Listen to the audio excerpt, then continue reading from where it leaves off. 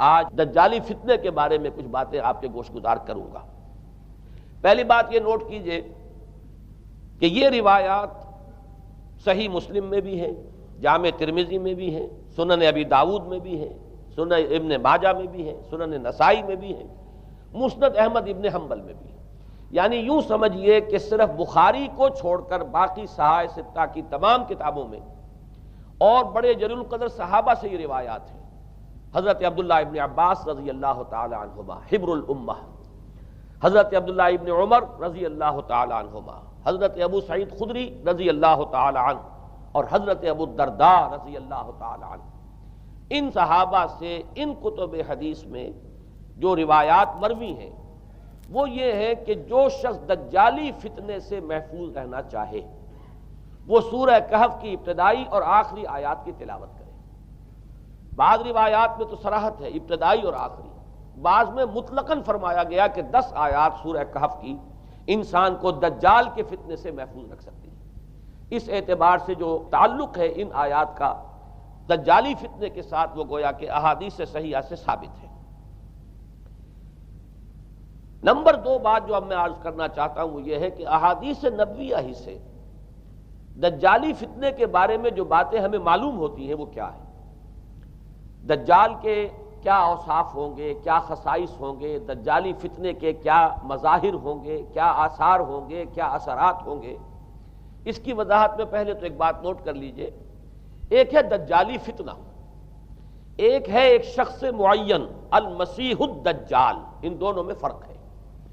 معلوم ایسا ہوتا ہے کہ ایک تو شخص ہوگا جس کا ظہور ہوگا، وہ شخص معین ہوگا، اور اگر احادیث کا تتبع کیا جائے تو معلوم ہوتا ہے کہ وہ یہود کا کوئی بہت بڑا لیڈر ہوگا، اور آخری زمانے میں قریب قیامت کا جو زمانہ ہے، قرب قیامت کا، اس میں جو بڑی عظیم جنگیں ہونے والی ہیں ان میں جب یہودیوں اور مسلمانوں کا مقابلہ ہوگا اور بہت کریٹیکل سٹیج پر وہ مقابلہ پہنچا ہوا ہوگا، اس وقت حضرت مسیح علیہ السلام کا نزول ہوگا اور وہ دجال اکبر کو یا المسیح الدجال جسے کہا گیا ہے اس کو وہ قتل کریں گے۔ تو المسیح الدجال یہ تو ایک شخص معین ہے، البتہ دجالی فتنہ صرف ایک شخص معین کے ساتھ نہیں متعلق، بلکہ اس کے لیے جو احادیث آئی ہیں ان کا جب ہم تتبع کرتے ہیں، ان سب کو جب جمع کرتے ہیں تو معلوم ہوتا ہے کہ وہ ایک خاص کیفیت ہے، ایک خاص دور میں کچھ ایسی کیفیات پیدا ہو جائیں گی کہ جن کو دجالی فتنے سے تعبیر کیا گیا ہے۔ وہ کیفیات کیا ہیں، میں کچھ احادیث کے حوالے سے وہ میں نوٹ کر کے لایا ہوں، آج آپ کے سامنے رکھ رہا ہوں۔ پہلی بات یہ معلوم ہوتی ہے کہ اس دور میں، اس دجالی فتنے میں، انسان کو جو قواعد طبعیہ ہیں، جو قدرت کی طاقتیں ہیں، کائناتی قوتیں ہیں، ان پر غیر معمولی غلبہ، اقتدار، اختیار حاصل ہو جائے گا، اور وہ دجال متصرف ہوگا ان تمام قواعد طبعیہ پر، بالکل ایسے انداز میں جیسے کبھی انبیاء کرام علیہ السلام کو اللہ تعالیٰ معجزے عطا فرماتا ہے۔ وہ معجزے کہ جو اللہ تعالیٰ کے فضل و کرم سے اللہ کے رسولوں کو عطا ہوئے ہیں، گویا کہ وہ سب کی سب کیفیات ہیں کہ جو دجال کے بارے میں قرآن مجید یا احادیث نبیہ میں وارد ہوئی۔ مثلا پہلی بات یہ بتائی گئی کہ اس کے لیے فاصلہ بے معنی ہو کر رہ جائے گا، انتہائی تیز رفتاری ہوگی جو اسے حاصل ہوگی۔ چنانچہ الفاظ یہ ہے کالغیث استدبرت الريح، وہ ایک ایسے طوفان کے مانند جو ہے وہ سیلاب آئے گا کہ جیسے کوئی بہت زوردار آندھی جو ہے اس کے ساتھ طوفان آیا کرتا ہے۔ آپ سائیکلون کا تصور کیجئے کہ جس طریقے سے وہ ایک انتہائی تیز رفتار ہوا جو ہے وہ طوفان کو لے کر آتی ہے، اس طور سے وہ فتنہ پھیلے گا۔ ایک اور حدیث میں الفاظ ہے فلا تدع قریۃ الا حبطتها فی 40 لیلہ، یہ مسلم شریف کی روایت ہے حضرت نواس ابن سمعان رضی اللہ تعالی عنہ سے۔ کوئی قریہ تک نہیں چھوڑے گا دنیا کی کوئی آبادی چھوٹی سے چھوٹی جس میں وہ نہیں پہنچ جائے گا 40 دن کے اندر اندر۔ یہ اس کی تیز رفتاری کا عالم ہوگا، گویا کہ میں تعبیر کر رہا ہوں اسے ان الفاظ سے کہ فاصلہ بے معنی ہو کر رہ جائے گا۔ اسی کے ضمن میں بعض اور روایات آئی ہیں۔ سواری جو ہے اس دجال کی اس کو گدھے سے تعبیر کیا گیا ہے، اس لیے کہ ظاہر بات ہے اس دور میں اور کسی شے کا اگر تذکرہ کیا جاتا ہوائی جہاز کا یا راکٹس کا تو وہ تو لوگوں کی سمجھ میں نہ آتا، اور پہلے انہیں ساری سائنس پڑھانی پڑتی تب وہ الفاظ استعمال کرتے، لہذا وہ اس کا خچر، اس کا جس پر سواری ہوتی ہے۔ لیکن اس کی تیز رفتاری کے لیے الفاظ آئے ہیں کہ اس کا ایک قدم اگر مکے میں ہوگا تو دوسرا قدم شام میں جا کر پڑے گا، اور الفاظ یہ آئے ہیں کہ اس کے دونوں کانوں کے درمیان فاصلہ جو ہے وہ 40 باع کا یعنی 80 ہاتھ کا ہوگا، بلکہ حضرت علی رضی اللہ تعالیٰ عنہ کے خطبے میں جو اس کا بیان ہوا ہے کہ اس کا ایک کان جو ہے وہ 30 ہاتھ لمبا کان ہوگا اس کا۔ ابھی ذرا یہ صرف احادیث آپ سنتے جائیے، پھر اس کے بارے میں ان سب کو جوڑ کر جو ہمیں نتیجہ نکالنا ہے اس پر گفتگو بعد میں ہوگی۔ اسی طرح آواز کا معاملہ کہ اس کی آواز 4 دانگ عالم میں بیک وقت سنی جائے گی۔ الفاظ یہ ہے ینادی بصوت لہو یسمع لہو ما بین الخافقین، وہ ایک ایسی آواز کے ساتھ پکارے گا کہ جسے مشرق و مغرب کے مابین رہنے والا ہر شخص سنے گا۔ اس کی آواز جو ہے گویا کہ وہ تمام فاصلوں کے جو پردے ہیں اس کے لیے وہ حائل نہیں رہیں گے، بلکہ یہ کہ اس کی آواز جو ہے پوری دنیا میں مشرق و مغرب میں بیک وقت سنائی دے گی۔ تیسری بات معلوم ہوتی ہے کہ علاج معالجہ وہ اس انتہا کو اور عمل جراحی اس انتہا کو پہنچ جائے گا۔ یہاں وہ الفاظ آئے ہیں جو قرآن مجید میں حضرت مسیح کے معجزات کے لیے آئے۔ حضرت مسیح کے الفاظ جو ابرئ الاکمہ والابرص، کہ میں مادر ذات اندھے کو اور جو کوڑھ کا مرض تو ان دونوں کو میں ٹھیک کر دیتا ہوں۔ حضرت مسیح علیہ السلام صرف ہاتھ پھیرتے تھے اور مادر ذات جو نابینا ہے، اندھا، بینائی اس کی آ جاتی تھی، اور کوڑھی جو ہے اس کے جسم پر ہاتھ پھیرتے تھے، اس کا کوڑھ درست ہو جاتا تھا۔ ابرئ الاکمہ والابرص، وہی الفاظ آئے حدیث میں کہ دجال کو یہ قدرت حاصل ہو جائے گی۔ نمبر 2 یہ کہ وہ یحیی الموتیٰ، جیسے کہ حضرت مسیح کے الفاظ ہیں وہ احیی الموتیٰ، میں زندہ کرتا ہوں مردے کو۔ حضرت مسیح فرماتے تھے ایک مردے کو قم باذن اللہ، اور وہ کھڑا ہو جاتا تھا۔ بالکل اسی طریقے سے دجال کو بھی قدرت حاصل ہو جائے گی کہ وہ مردوں کو زندہ کرے گا۔ مزید وضاحت ایک حدیث میں یہ ہے کہ وہ ایک شخص کو آری کے ساتھ بیچ میں سے چیرے گا، 2 ٹکڑے کر دے گا، پھر سیدھے گا اور زندہ کر دے گا۔ معلوم یہ ہوا کہ علاج معالجے کا علم اور دوسرے یہ کہ جراحی کا علم جو ہے وہ اپنی ان بلندیوں کو پہنچے گا کہ اس حد تک انسان کی رسائی ہو جائے گی۔ چوتھی بات، اس کو زمین اور فضا پر اس قدر غلبہ حاصل ہو جائے گا۔ الفاظ یہ حدیث کے یامر السماء فتمطر، وہ آسمان کو حکم دے گا بارش برسا اور وہ بارش برسائے گا۔ والارض فتنبت، اور زمین کو حکم دے گا کہ فصلیں اگا اور وہ اگائے گی۔ وَيَمُرُّ بِالْخَرْبَةِ فَيَقُولُ لَهَا اُخْرُجِي كُنُوزَكَ، اور وہ کسی ویرانے پر سے گزرے گا اور اسے حکم دے گا، ویران چٹیل میدان، اور حکم دے گا کہ اپنے خزانے نکال، اور فرمایا اس کا نتیجہ یہ نکلے گا فَتَتَّبِعُهُ كُنُوزُهَا، تو اس زمین کے جو خزانے ہیں وہ نکل کے اس کے ساتھ چلنے شروع ہو جائیں گے۔ زمین پر قدرت، فضا پر قدرت، بارش کا حکم ہوگا وہ بارش ہو جائے گی، آسمان بارش برسائے گا، زمین اپنے خزانے اگل دے گی۔ 5ویں بات، وَيُبْعَثُ مَعَهُ الشَّيَاطِينُ عَلَى صُورَةِ مَن مَاتَ، اس کے ساتھ کچھ ایسے شیاطین مبعوث ہوں گے کہ جو ان صورتوں کو اختیار کریں گے ان لوگوں کی جو مر چکے، من الآباء والأمہات والمعارف، جو آباء و اجداد اور مائیں اور دادیاں اور جو بھی جان پہچان والے لوگ ہیں جو فوت ہو چکے ہوں گے، وہ ان کی صورت اختیار کریں گے۔ فَتَأْتِيَ أَحَدَهُمْ فَيَقُولُ أَلَسْتُ فُلَانًا أَلَسْتَ تَعْرِفُنِي، پھر وہ آئے گا اور وہ شیاطین آئیں گے اور انسان سے کسی سے بات کریں گے، کیا تم مجھے نہیں پہچانتے؟ کیا میں تمہارا فلاں رشتہ دار نہیں ہوں؟ اپنی نشانیاں بیان کریں گے اور لوگ پہچانیں گے۔ یہ وہ احادیث ہیں کہ جن کا جو نتیجہ نکلتا ہے اب اس کو پہچان لیجئے۔ وہ نتیجہ یہ ہے کہ حضور صلی اللہ علیہ وسلم نے دجالی فتنے کے جو اوصاف بیان کیے یا جو علامات بیان کی، ان کا حاصل یہ ہے کہ سائنس اور ٹیکنالوجی کی وہ بلندیاں انسان کو حاصل ہو جائیں گی کہ جو چیزیں کبھی رسولوں کے معجزوں سے ظہور پذیر ہوتی تھیں وہ قوانین طبیعہ پر تصرف کے باعث خود انسان کرنے لگے گا۔ یہ ہے در حقیقت حاصل۔ چنانچہ آج آپ دیکھیے وہ جو اس کا گدھا ہے وہ ہمارے آج کل کے ہوائی جہاز ہے، اور آپ کو معلوم ہے کہ یہ رڈار جو ہیں ان کے ہوائی جہازوں کے، یہ بالکل اینڈز پر ہوتے ہیں ان کے بازوؤں پر، اور یہی ان کے کان ہیں، انہی سے انہیں وہ معلومات حاصل ہوتی ہیں۔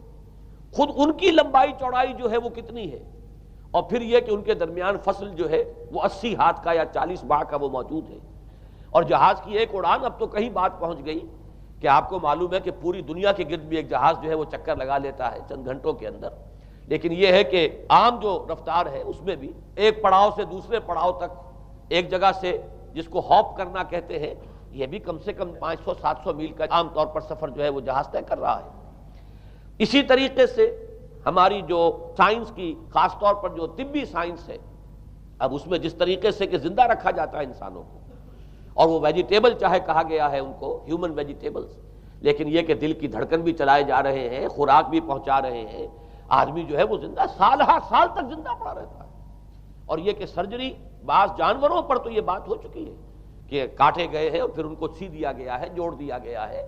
یہ تمام جو بھی معجزے ہیں اس وقت سائنس دکھا رہی ہے۔ اسی طرح اگر یہ معجزہ دیکھنا ہو کہ زمین لق و دق زمین، جہاں کہیں کوئی آثار نہیں تھے کسی ایک پتے تک کے اگنے کے، اگر وہاں لہلہاتے ہوئے آپ کو چمن دیکھنے ہو تو ویسے سب سے پہلے تو یہ معاملہ ہوا تھا اسرائیل نے جو کر کے دکھایا تھا، لیکن اب تو آپ ابو ظبی چلے جائیے، سعودی عرب میں چلے جائیے۔ سعودی عرب کے اندر حال یہ ہے کہ آپ اگر ہوائی جہاز سے سفر کریں ریاض سے جدہ تک تو آپ کو جگہ جگہ بڑے سرکولر پیچز نظر آئیں گے جہاز سے، نہایت گرین، اور اس کے اندر جو ہے آرٹیفیشل اریگیشن کے ذریعے سے اور بہت عمدہ وہاں کاشت ہو رہی ہے، اور بہت خوبصورت فارمز جو ہیں وہ تمام کے تمام سرکولر پیچز، اس لیے کہ جو اریگیشن ہوتی ہے وہ ان ویلز کے ذریعے سے ہوتی ہے کہ جو ایک سرکل میں چلتے ہیں اور پانی کی وہ آرٹیفیشل بارش جو ہے وہ ہوتی رہتی ہے۔ باقی یہ کہ فضا سے آرٹیفیشل رین، یہ تو بہت ہی سادہ سی بات ہے کہ فضا کے اندر ایٹماسفیرک کنڈیشنز کو ذرا تبدیل کیا جائے تو بارش آ جاتی ہے۔ اور باقی رہ گیا آواز کا یہاں سے وہاں جانا، وہ تو آواز ہی نہیں، اب تو آپ صورتیں دیکھ رہے ہیں۔ آپ کو نیو یارک میں بیٹھا ہوا خطاب کرے، آپ پوری دنیا کے اندر جہاں چاہیں، وہ آل ورلڈ اینٹینا آپ کے پاس صرف ہونا چاہیے، باقی یہ کہ آپ دنیا کے کسی بھی گوشے میں بیٹھے ہوئے کسی شخص کا خطاب یہ وہ سن سکتے ہیں۔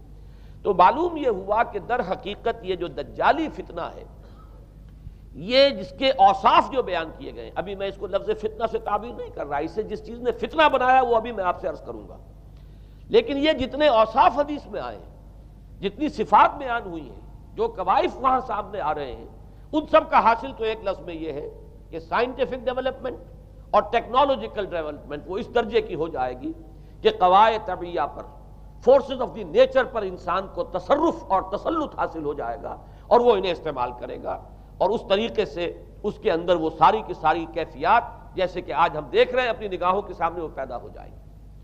اب سوال یہ ہے کہ اس شے کو فتنہ کس چیز نے بنایا، یہ بات سمجھ لیجئے۔ جہاں تک سائنسی ترقی کا تعلق ہے، تکنیکی ترقی کا تعلق ہے، یہ چیزیں فی الاصل فتنہ نہیں ہے، یہ تو وہ علمہ آدم الاسماء کلہا کا ظہور ہے۔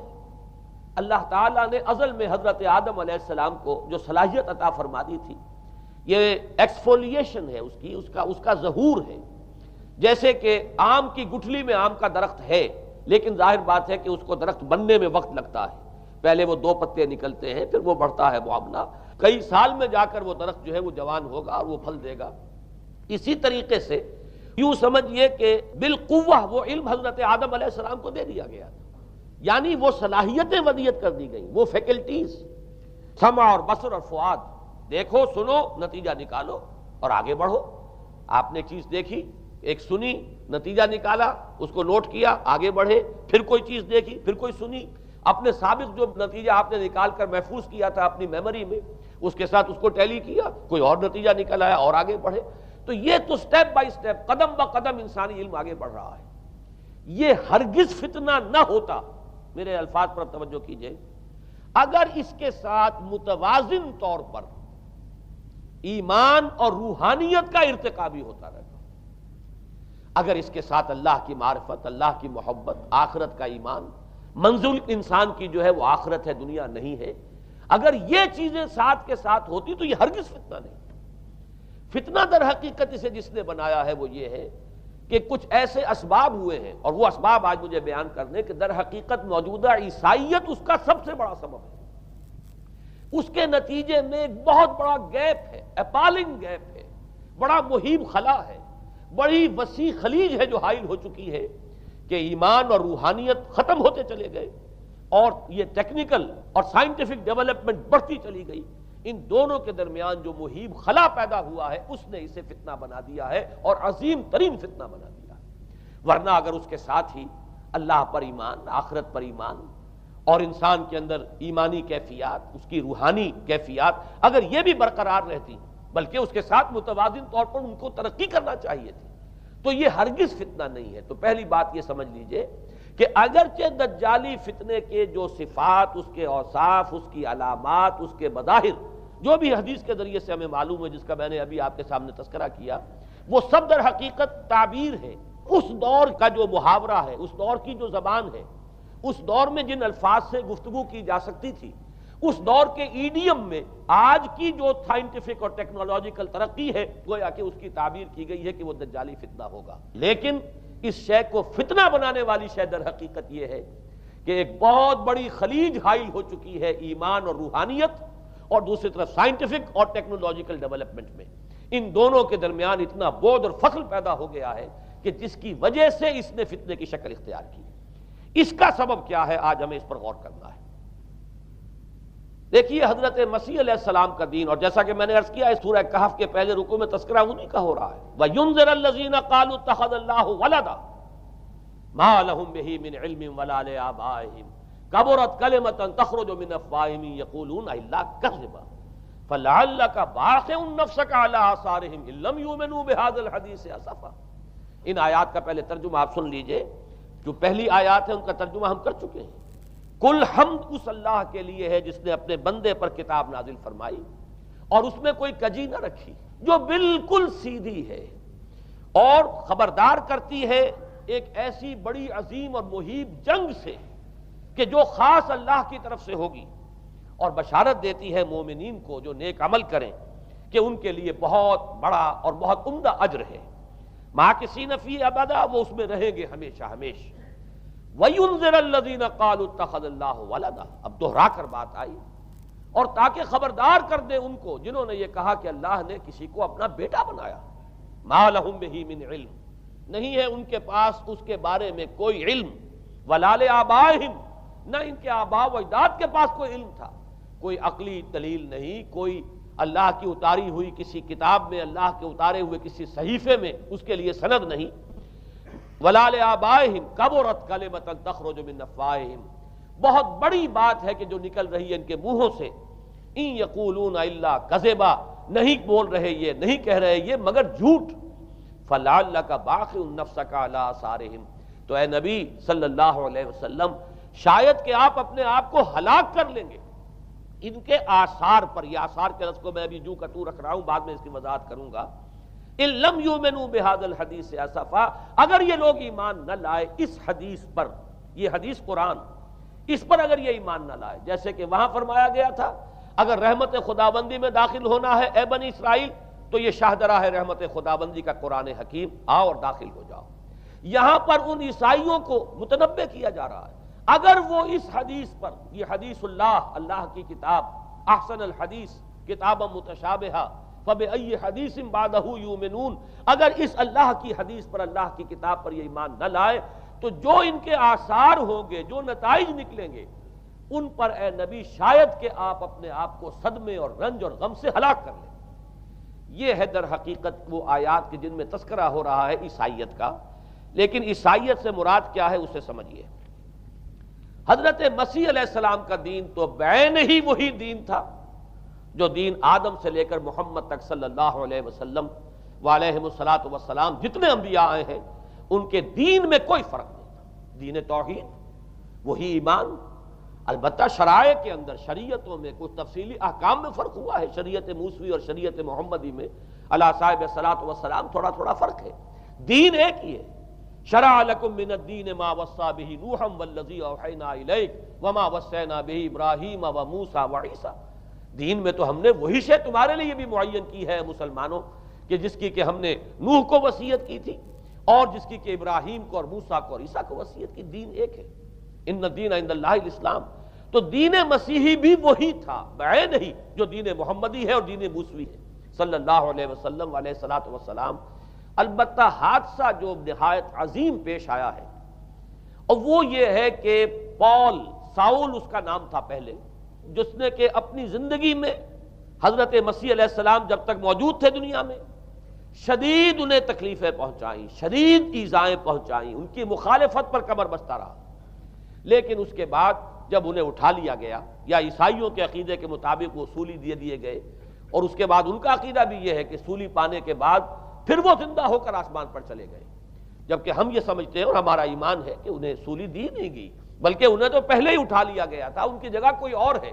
انجیل برنباس نے یہ بات بالکل واضح کر دی کہ در حقیقت وہی حواریین میں سے جس نے کہ غداری کی تھی اور پکڑوایا تھا، مخبری کی تھی، وہی ہے جس کی شکل بنا دی گئی تھی حضرت مسیح علیہ السلام کے جیسی مانند، اور وہ شخص ہے کہ جو سولی چڑھا ہے۔ بہرحال عیسائیت اس وقت کی جو اس کا عقیدہ ہے اور جو ہمارا عقیدہ اور ایمان ہے، ان دونوں کی روح سے حضرت مسیح علیہ السلام آسمان پر اٹھا لیے گئے۔ اس کے بعد اس نے دین مسیحی میں نقب لگانے کے لیے، جو دین مسیح اصل دین اسلام تھا، اس کو کرپٹ کرنے کے لیے، ڈسرپٹ کرنے کے لیے، اس میں نقب لگانے کے لیے اس نے اپنے ایک مکاشفے کا ذکر کیا کہ میں آ رہا تھا سفر میں کہ مجھے حضرت مسیح نظر آئے ہیں آسمانوں میں، اور انہوں نے مجھے کہا ہے کہ اے ساؤل تو مجھے کیوں ستاتا ہے، اور تو اب فلاں جگہ جا اور میرے نام سے نبوت کر۔ اس کے بعد اس نے لبادہ اوڑھا عیسائیت کا، اور اس نے آ کر جس طرح عبداللہ ابن سبا نے محمد الرسول اللہ صلی اللہ علیہ وسلم کے دین میں نقب لگائی، اسی طریقے سے اس شخص نے دین مسیحی میں نقب لگائی۔ فرق یہ ہے کہ دین محمدی صلی اللہ علیہ وسلم، چونکہ یہ آخری دین تھا، اب کوئی اور رسول آنے والا نہیں تھا، اللہ تعالیٰ کی طرف سے اس دین کو، اس شریعت کو ایک پروٹیکشن حاصل ہے، لہذا ایک جزو کی حد تک گمراہی جو ہے پھیل سکی، کل پر محیط نہیں ہوئی۔ لیکن بدقسمتی سے دین مسیحی کے بارے میں یہ ہوا کہ کچھ عرصے تک تو کشمکش رہی ہے، اصل دین مسیحی پر بھی جو کاربند لوگ تھے اور جو اس کے اوپر مستقیم رہے وہ قائم کچھ عرصے تک رہے ہیں، لیکن ہوتے ہوتے تقریباً اس دور تک آ کر جب کہ حضور کی بعثت ہوئی ہے، اصل دین مسیحی کے ماننے والے تقریباً ختم ہو چکے تھے، شاذ لوگ رہ گئے تھے، اور ان میں بھی یہ جرت نہیں تھی کہ اپنے اصل دین کا وہ اظہار کر سکے، بلکہ ہوتے ہوتے ان 600 سالوں کے اندر یہ ہوا کہ وہی پالزم جو ہے در حقیقت اس نے ہی مسیحیت کی شکل اختیار کر لی۔ یہ پالزم جو ہے یہ ہے در حقیقت، یوں سمجھیے کہ ادیان عالم کی تاریخ میں سب سے زیادہ گمراہ کن مذہب، جس کا رد عمل پیدا ہوا ہے یورپ میں، جس نے کہ اس دجالی فتنے کی شکل اختیار کی ہے۔ میں یہ چاہتا ہوں کہ اس کے ضمن میں چند باتیں آج آپ کے سامنے رکھوں۔ پال نے جو دین مسیحی میں یا دین اسلام میں جو صحیح دین ہے اللہ کا، اس میں 3 تبدیلیاں بنیادی کی۔ سب سے پہلا تو وہی جو قرآن کہہ رہا ہے، الذین قالوا اتخذ اللہ ولدا، مسیح کو، حضرت مسیح علی نبینا علیہ الصلوۃ والسلام، انہیں خدا کا بیٹا قرار دیا گیا۔ اور اس میں بھی نوٹ کیجئے، بیٹے کے لیے عربی زبان میں 2 لفظ ہیں، ابن اور ولد۔ ابن کا لفظ ذو معنیین ہے، 2 معنی ہیں اس کے، ابن بیٹے کو بھی کہتے ہیں، اور ابن کا کوئی معنوی تعلق بھی ہو سکتا ہے، صرف بیٹا نہیں۔ ابن السبیل مسافر کو کہتے ہیں، راستے کا بیٹا، یعنی چونکہ راستے کے ساتھ اس کا ایک تعلق ہے، راستہ چل رہا ہے، وہ تو ابن السبیل ہے۔ ابن الوقت، وقت کا بیٹا، وہ وقت کا بیٹا اس معنی میں نہیں ہے، بلکہ یہ ہے کہ جو ہر وقت جو ہے حالات کے مطابق گرگٹ کی طرح اپنا رنگ بدلتا چلا جائے، چلو تم ادھر کو ہوا ہو جدھر کی، وہ ابن الوقت ہے۔ تو ابن الوقت اسی طریقے سے جو میں نے دوسری مثال دی ہے، ان کو اگر آپ سامنے رکھیں گے تو معلوم یہ ہوا کہ ابن کے تو دونوں معنی ہو سکتے ہیں، لیکن ولد یہ بالکل مخصوص ہے، اولاد کے معنی میں ولد، یہ تو گویا کہ صلبی اولاد۔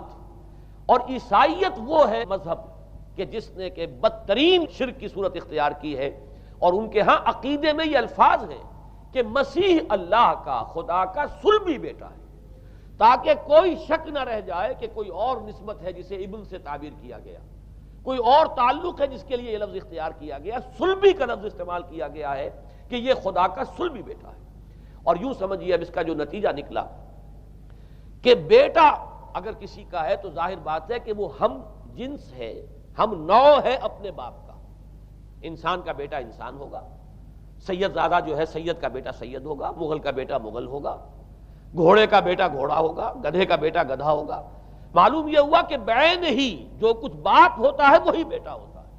لہذا اس لفظ نے در حقیقت شرک کی بدترین صورت اختیار کی کہ بالکل اللہ کے برابر، اللہ کا ہم نوع، گویا کہ بدترین شرک جو ہے شرک فی الذات ہے، اور شرک فی الذات کی بدترین صورت یہ ہے کہ جو عیسائیت میں آئی ہے کہ حضرت مسیح علیہ السلام کو اللہ کا صلبی بیٹا قرار دیا گیا۔ اب اس کے نتیجے میں چونکہ ظاہر بات ہے کہ آخر بائبل بھی موجود تھی، اس بائبل کو ایک دم کیسے ختم کر دیتا سینٹ پال کہیں یا بہرحال میں تو لفظ سینٹ اس کے ساتھ استعمال نہیں کرنا چاہتا، لیکن چونکہ ہمیں یہ ہدایت ہے قرآن مجید کی بھی کہ جو باطل معبود بنا لیے جاتے ہیں انہیں بھی ہم کوئی ان کے لیے توہین والے الفاظ استعمال نہ کریں، لہذا میں یہ لفظ استعمال کر رہا ہوں، ورنہ جی تو چاہتا ہے کہ کوئی اور لفظ اس کے لیے استعمال کیا جائے، لیکن جو بھی اس وقت دنیا میں اس کا معروف نام ہے پال، سینٹ پال، تو اس نے چونکہ ظاہر بات ہے کہ پوری بائبل کو کیسے ختم کر دیتا، ایک دم تورات کو کیسے ختم کر دیتا، تورات تو آج تک چلی آ رہی ہے بائبل کے ساتھ ملی ہوئی، the old testament the new testament, یہ دونوں مل کر بائبل بنتی ہے، لہذا اب گورکھ دھندا بنانا پڑا انہیں، وہ تسلیس والا گورکھ دھندا، 3 میں 1 1 میں 3، توحید بھی ہے تسلیس بھی ہے، 3 میں 1 1 میں 3، اور یہ وہ شے ہے کہ جس نے عقیدے کا تعلق عقل سے منقطع کر دیا، اس سے سمجھ میں آنے والی بات ہی نہیں،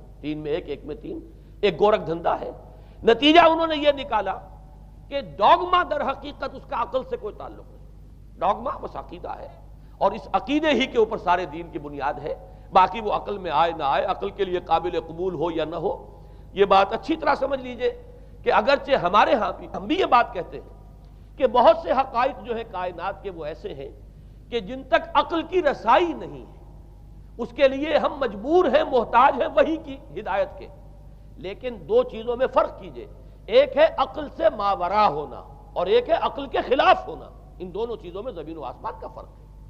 ایک وہ حقائق ہے کہ جو عقل از خود ان تک رسائی حاصل نہیں کر سکتی، لیکن جب وہ سامنے آتے ہیں تو عقل تسلیم کرتی ہے کہ ہاں یہ بات سمجھ میں آتی ہے۔ ایک وہ چیزیں ہیں کہ جن کو عقل تسلیم نہیں کرتی، تو ایک ہے مخالف عقل، ایک ہے ورائے عقل، ان دونوں میں زمین و آسمان کا فرق ہے۔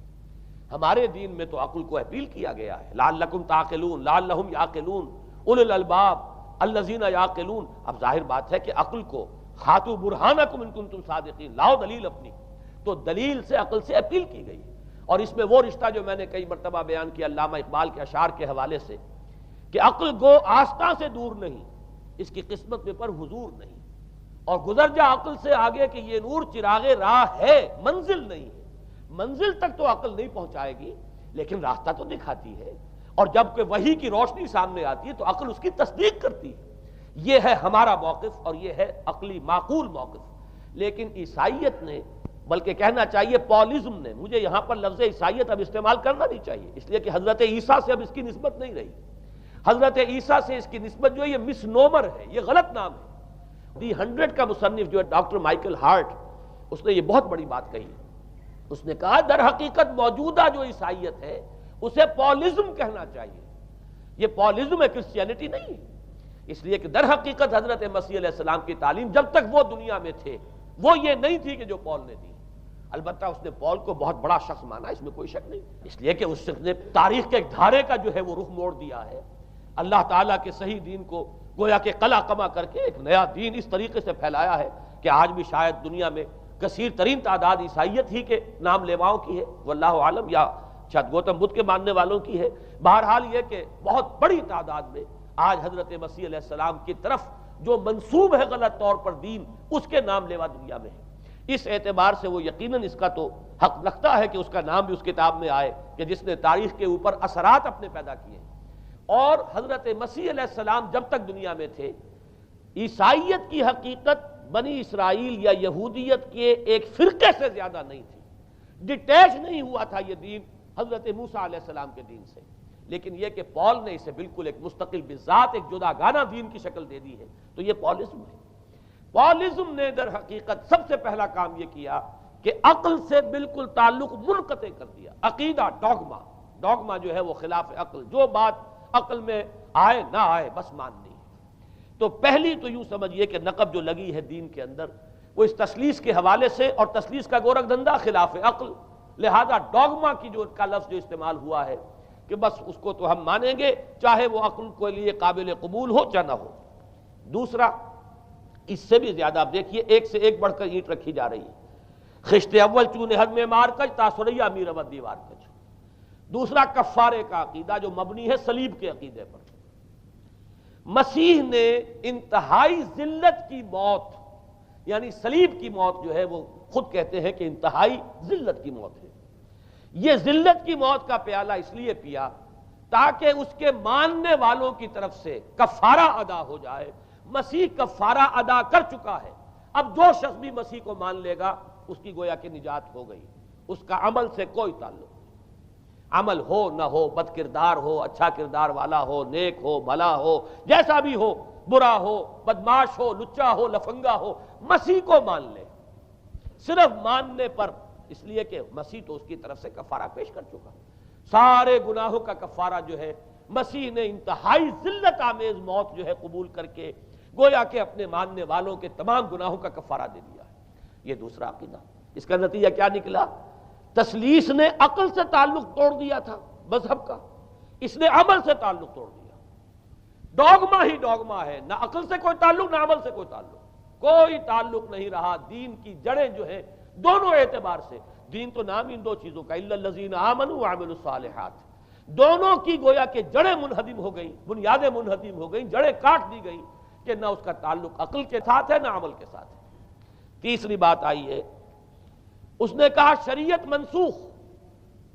یہ عجیب ہے، دیکھیے، جسے آئرنی آف فیٹ کہتے ہیں انگریزی زبان میں۔ ابھی تک بائبل کے اندر سینٹ میتھیو کے جو روایت ہے، متی کی انجیل جسے کہا جاتا ہے، gospel of the Lord according to Saint Matthew, اس میں جو سرمن آف دی ماؤنٹ ہے، ایک واعظ ہونے کے اعتبار سے واقعتاً میں اس کی عظمت کا بڑا قائل ہوں، عظیم ترین واعظ ہے دنیا کا۔ اس کے شروع میں یہ الفاظ موجود ہیں، don't think I have come to destroy law, ہرگز یہ نہ سمجھنا کہ میں شریعت کو ختم کرنے آیا ہوں۔ وہ یہ کہہ کر گئے تھے کہ شریعت موسوی تم پر لاگو رہے گی، عائد رہے گی، لیکن پال نے تیسرا نقب لگایا، شریعت ساقط کر دی۔ اس کی ضرورت کیوں محسوس ہوئی یہ بھی سمجھ لیجئے۔ حضرت مسیح یہ کہہ کر گئے تھے کہ میں صرف بنی اسرائیل کے لیے آیا ہوں، میں اسرائیل کے گھرانے کی کھوئی ہوئی بھیڑوں کی تلاش میں آیا ہوں۔ انجیل میں یہ الفاظ آج بھی موجود ہیں۔ حضرت مسیح نے اپنے حواریین کو جب بھیجا ہے کہ اب جاؤ تبلیغ کرو میری طرف سے، اس کی ہدایتوں میں ایک ہدایت یہ بھی ہے کہ تمہیں صرف اسرائیلیوں تک تبلیغ کرنی ہے، باہر نہیں، میں صرف اسرائیلیوں کی طرف رسول بنا کر بھیجا گیا ہوں۔ یہ الفاظ بھی موجود ہیں، اگرچہ اس وقت کے انجیل میں جو الفاظ ہیں وہ تو میں سمجھتا ہوں کہ حضرت مسیح علیہ السلام کے شایان شان نہیں ہے، وہاں کوئی نہ کوئی تحریف ہوئی ہے لفظی، اس لیے کہ وہاں تشبیہ یہ دی گئی ہے کہ کوئی اپنے بچے کے حصے کی روٹی جو ہے کتے کے آگے نہیں ڈالتا۔ گویا کہ جینٹائلز جو ہیں، غیر بنی اسرائیلی، انہیں اس جملے کی روح سے انہیں کتوں سے تشبیہ دی جا رہی ہے کہ میرے پاس میرے بچوں کے حصے کی روٹی ہے، میرے بچے ہیں اسرائیلی، میری روٹی جو ہے یہ جو میرے پاس ہے وہ اسرائیلیوں کے لیے ہے، کوئی اپنے بچوں کے حصے کی روٹی کتے کو نہیں کھلاتا۔ یہ جملہ تو میں سمجھتا ہوں حضرت مسیح کا نہیں ہو سکتا، لیکن یہ ہدایت کہ تمہیں تبلیغ صرف اسرائیلیوں میں کرنی ہے، یہ قرآن مجید کی روح سے ثابت ہے، اس لیے کہ قرآن بھی یہ کہتا ہے کہ رسولاً الی بنی اسرائیل، حضرت مسیح علیہ السلام رسول بنا کر بھیجے گئے تھے بنی اسرائیل کی طرف، اس لیے کہ وہ یوں سمجھیے کہ جسے ہمارے ہاں عام اصطلاحات میں علماء کہا کرتے ہیں تاج و تخت ختم نبوت، وہ تاج و تخت ختم نبوت تو ابھی منتظر تھا محمد الرسول اللہ صلی اللہ علیہ وسلم کی آمد کا، کہ وہی آئیں گے تو انہی کی بعثت ہوگی پوری نوع انسانی کی طرف۔ آپ سے پہلے کسی رسول کی بعثت پوری نوع انسانی کی طرف نہیں ہوئی بشمول حضرت مسیح علیہ السلام۔ ہر جو ہے رسول جو آیا ہے آپ سے پہلے اپنی اپنی قوموں کی طرف آیا ہے، لیکن اس پال نے کیا کیا؟ پہلے تو یہ اصول توڑا، ہم اس دین مسیحی کی یا جو پالزم ہے اس کی اب تبلیغ کریں گے غیر اسرائیلیوں میں بھی۔ وہاں انہیں دقت پیش آئی، شریعت موسوی بڑی بھاری شریعت ہے، اب وہ بھاری شریعت جو ہے اس کو قبول کرنا تو لوگوں کے لیے آسان نہیں ہے۔ انہوں نے یہ کیا کہ یہ شریعت تم پر ساقط، شریعت کا بوجھ تم پر نہیں، برڈن آف لا یہ تمہارے لیے نہیں ہے۔ اور میں یہاں مثال دے دینا چاہتا ہوں، بین ہی تاریخ نے اپنے آپ کو دہرایا ہے۔ عبداللہ ابن سبا نے جو فتنہ شروع کیا تھا ہمارے ہاں، ہماری تاریخ میں جو اس کے اثرات پھر پیدا ہوئے ہیں، ان میں سے ایک جو ہے وہ شکل وہ اسماعیلیت والی ہے، کہ اسماعیلیت نے بھی بین ہی یہی شکل اختیار کی ہے۔ ہندوستان میں آ کر جب اسماعیلی داعیوں نے جب تبلیغ کی ہے تو شریعت ساقط کر دی۔ آج آپ کو جو اسماعیلی ملیں گے ان کے ہاں کوئی شریعت نہیں ہے، کوئی نماز نہیں، مسجد ان کی ہوتی نہیں، جماعت خانہ ہوتا ہے، وہ کلب گھر ہے، آتے ہیں جمع ہوتے ہیں، کھانا کھاتے ہیں، اللہ اللہ خیر صلی اللہ کو باتیں چیتیں کرتے ہیں، ان کے اوپر شریعت ہے ہی نہیں، نہ روزہ ہے نہ نماز ہے۔ اور بین ہی وہی جو اختیارات میں ابھی آپ کو بتاؤں گا کہ جو پوپ کے ہیں وہی ان کے امام حاضر کے اختیارات ہیں۔ بہرحال تیسری نقب جو میں نے عرض کیا آپ سے وہ یہ تھی کہ شریعت منسوخ، اس کا نتیجہ کیا نکلا؟ اب دیکھیے ذرا غور کیجئے، ایک بہت بڑا خلا پیدا ہو گیا، وہ خلا کون پر کرے گا؟ شریعت کے بارے میں سارے اختیارات اب پوپ کو حاصل تھے۔ وہ جس چیز کو چاہے حلال کر دے، جس چیز کو چاہے حرام کر دے، جس چیز کو چاہے قرار دے دے کہ یہ ممنوع ہے، جس چیز کی چاہے اجازت دے دے، اس لیے کہ اب شریعت تو رہی نہیں، خلا ہے، اس میں سوالات تو پیدا ہوں گے، یہ کام کیا جائے یا نہ کیا جائے، کون کرے گا؟ تو جب شریعت ختم ہوئی تو سارا اختیار پوپ کے ہاتھ میں آ گیا ہے۔ یہ میں بعد میں ذرا اور تفصیل سے بتاؤں گا کہ کیسے کیسے اختیارات پھر مذہبی طبقے کے ہاتھ میں آئے ہیں۔ اس کے نتیجے میں تاریخ انسانی میں ورسٹ فارم آف تھیوکریسی پیدا ہوئی۔ تھیوکریسی کسے کہتے ہیں؟ جو آج کی اصطلاح میں گالی ہے، تھیوکریسی۔ قائد اعظم کے جملے آپ نے کئی پڑھے ہوں گے، اسلام میں کوئی تھیوکریسی نہیں ہے، مذہبی طبقے کی حکومت نہیں ہے اسلام میں، اور 100% درست ہے۔ تھیوکریسی کہتے ہیں ایک مذہبی حلقے کی، مذہبی طبقے کی حکومت، اس کے ہاتھ میں اختیارات آ جائے، اور قرآن مجید میں اسی وجہ سے ان کے اوپر الزام لگایا گیا اتخذوا احبارهم ورهبانهم اربابا من دون اللہ، انہوں نے اپنے علماء اور صوفیوں کو اللہ کے سوا اپنے معبود بنا لیا۔ حضرت عدی ابن حاتم رضی اللہ تعالیٰ عنہ جب ایمان لائے، یہ حاتم طائی جو مشہور ہے سخاوت میں، ان کے بیٹے ہیں، قبیلہ طے سے ان کا تعلق ہے، حاتم طائی تو طے سے ہے، ان کے بیٹے عدی ہیں، یہ عیسائی تھے۔ یہ جب ایمان لائے اور پھر انہوں نے قرآن پڑھا تو انہیں ایک اشکال ہوا کہ قرآن مجید میں تو ہم پر الزام لگایا گیا ہے کہ اتخذوا احبارهم ورهبانهم اربابا من دون اللہ، تو عرض کیا انہوں نے، ڈرتے ڈرتے عرض کیا ہوگا حضور کی خدمت میں کہ حضور یہ بات تو کچھ درست نہیں معلوم ہوتی، ہم نے تو کبھی اپنے علماء اور رہبان کو خدا نہیں سمجھا۔ وہ اس مغالطے میں تھے کہ جب تک سجدہ نہ کیا جائے شاید خدا نہیں مانا گیا۔ حضور نے پوچھا کیا ایسا نہیں ہے کہ جس چیز کو وہ حلال کہتے ہیں تم حلال مان لیتے ہو، جس چیز کو حرام کہتے ہیں حرام مان لیتے ہو؟ جی ہاں یہ تو ہے، یہی تو فرمایا اربابا من دون اللہ ہے۔ تحلیل و تحریم کا اختیار صرف اللہ کے ہاتھ میں، یا اللہ کے نمائندے کی حیثیت سے اس کے رسول کے پاس ہے جس کو وحی آتی ہے، اس کے بعد کسی کو اختیار نہیں ہے۔ اجتہاد کر سکتا ہے لیکن اجتہاد کے لیے دلیل دینی ہوگی، نص سے، کتاب اللہ سے کوئی دلیل لاؤ، سنت رسول اللہ سے کوئی دلیل لاؤ، استنباط کرو، عقل سے بات کرو، لیکن یہ ہے کہ تحلیل و تحریم یہ خدائی اختیار ہے، اللہ کے ہاتھ میں اس کا اختیار ہے، اور اللہ کے نمائندے کی حیثیت سے زیادہ یہ اللہ کے رسولوں کے ہاتھ میں اختیار آتا ہے، اس کے علاوہ کسی کے لیے نہیں۔ کسی اور کے لیے یہ مان لیا گیا تبھی تو ان کو خدا بنا لیا گیا۔ اسی معنی میں آج کی جمہوریت جو ہے وہ بدترین شرک ہے کہ یہاں یہ تسلیم کیا جاتا ہے کہ ساورنٹی جو ہے وہ عوام کی ہے، ساورنٹی آف دی پیپل۔ کیا معنی ہے؟ کہ عوام کے نمائندے جو چاہیں قانون بنا دیں، جس چیز کو چاہیں حلال ٹھہرائیں، جس چیز کو چاہیں حرام ٹھہرائیں، ان کے پاس حلت و حرمت کے جو پورے اختیارات ہیں ان کے پاس آ گئے۔ یہی تو خدائی مقام ہے، خدا کا مقام دے دیا گیا، اس سے بڑا شرک کیا ہوگا؟ در حقیقت حاکمیت غیر اللہ اس دور کا سب سے بڑا شرک ہے۔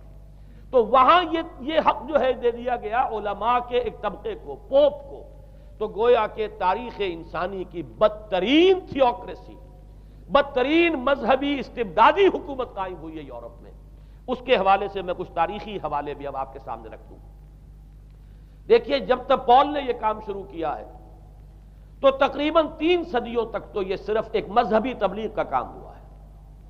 انہوں نے کوششیں کی، محنتیں کی، پیغام پہنچایا، اور جیسا کہ میں عرض کر چکا ہوں اس وقت تک گڈمٹ تھے، پال کے ماننے والے بھی تھے اور حضرت مسیح کے جو اصل صحابہ تھے جو ان کے حواریین تھے ان کے ماننے والے بھی تھے، لہذا کشمکش ان کے اندر بھی چل رہی تھی۔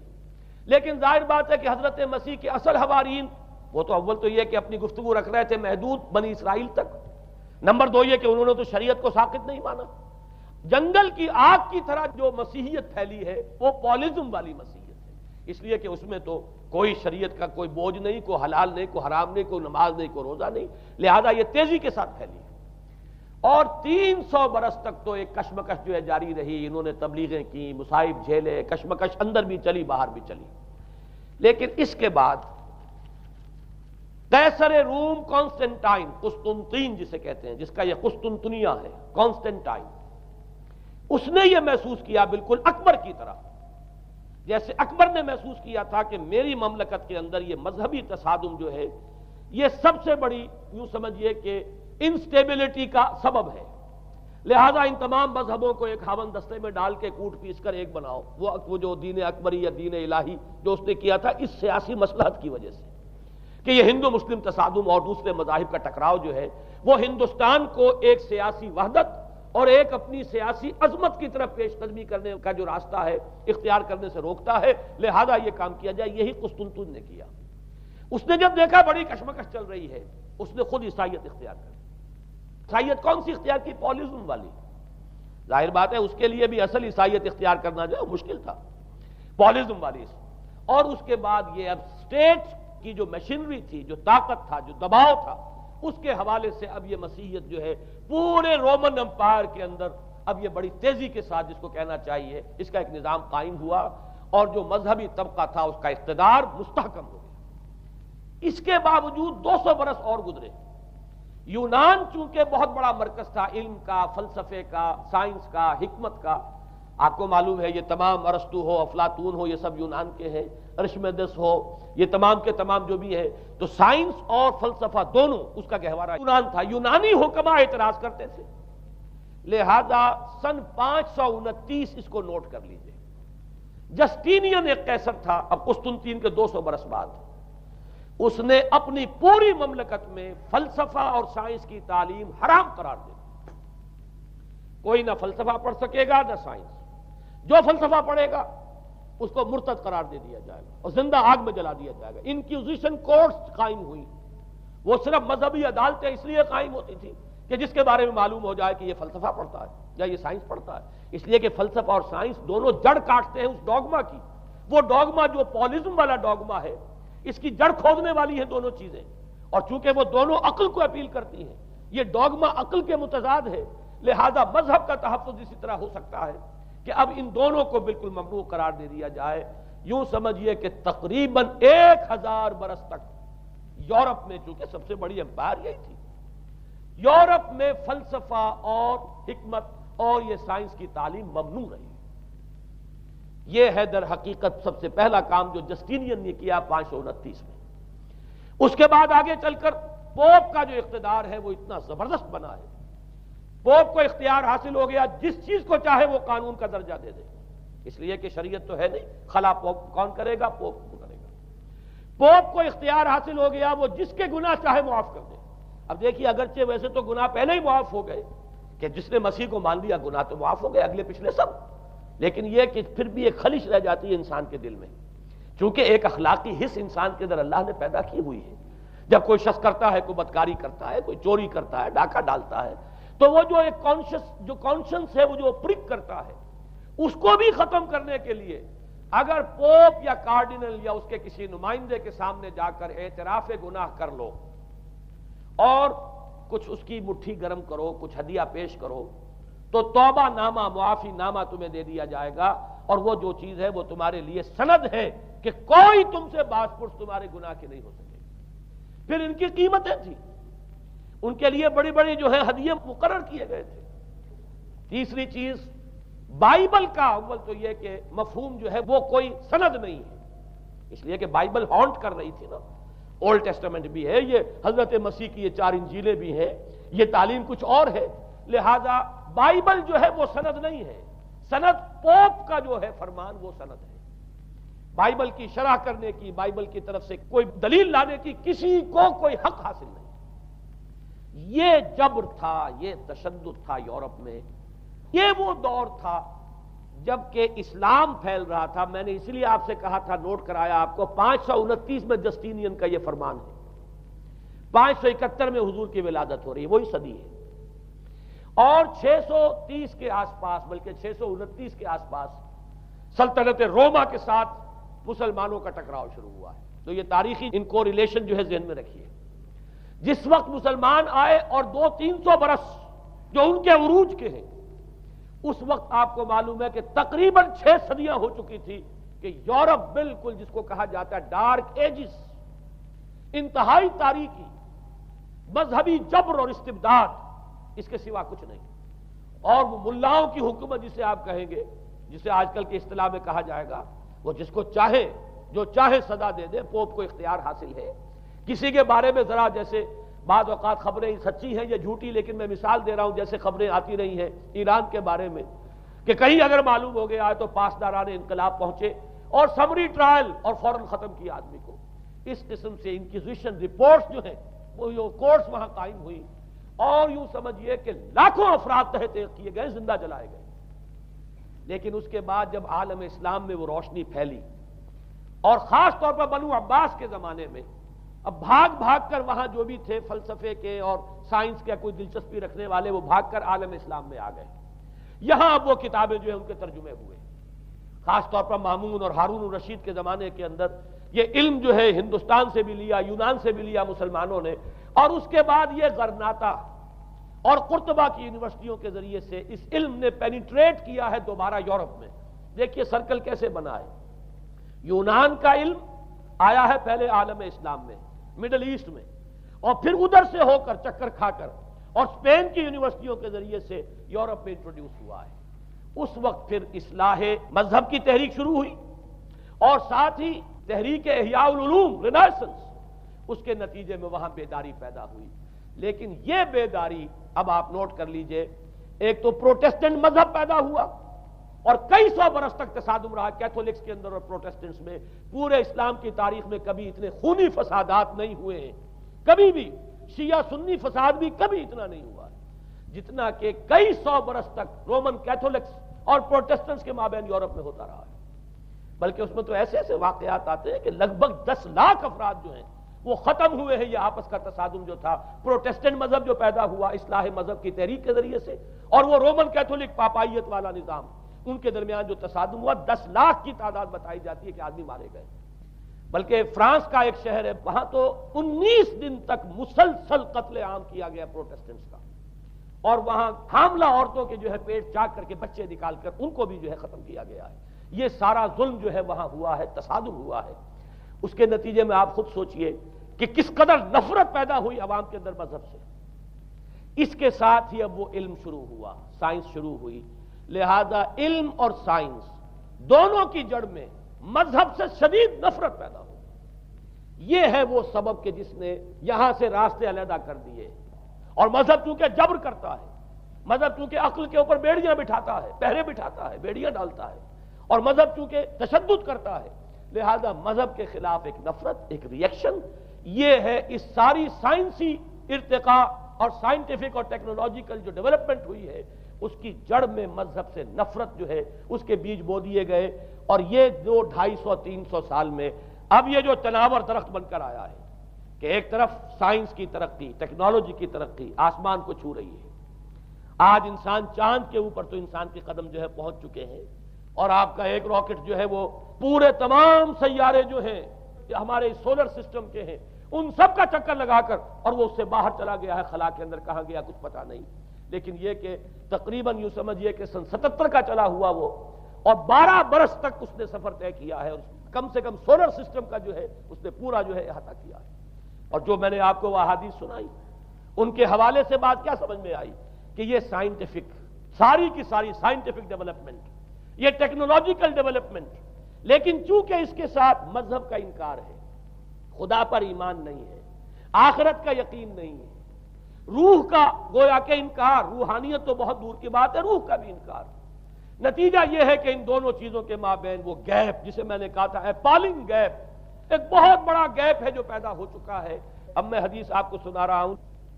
بخاری شریف میں جو روایت ہے، حضور نے فرمایا کہ دجال کے ماتھے پر لکھا ہوا ہوگا کافارا، کفر. الفاظ یہ ہے انہو مکتوب بین عینیہ کافارا، علیحدہ علیحدہ، یقرأہ کل مومن کاتب او غیر کاتب. وہ اس طرح نمایاں لکھا ہوا ہوگا کہ ہر شخص اسے پڑھ لے گا، چاہے وہ لکھنے والا ہو چاہے نہ ہو، لکھا پڑھا ہو چاہے نہ ہو. یعنی اس تہذیب کی پیشانی پر کفر لکھا ہوا ہے. مذہب سے دشمنی، مذہب سے بغض، مذہب سے دوری، مذہب کی ہر چیز کی نفی.